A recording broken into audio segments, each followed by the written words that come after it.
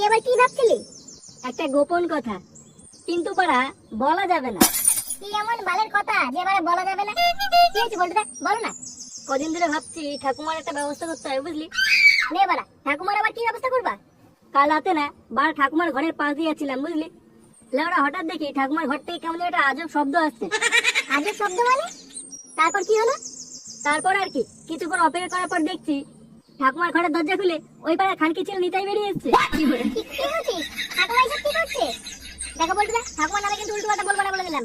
আমার ঠাকুমা এরকম না। আমি জানি বাড়া তোরা বিশ্বাস করবি না, কিন্তু আমি নিজের চোখে দেখেছি ওই সিন, বিশ্বাস কর।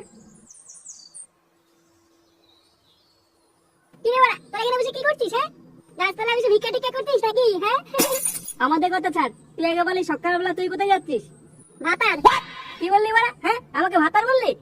এমনি এমনি কি তোদেরকে বোকাচোদা বলি? হ্যাঁ, আরে লাউড়া, ভাতার একটা স্টেশনের নাম।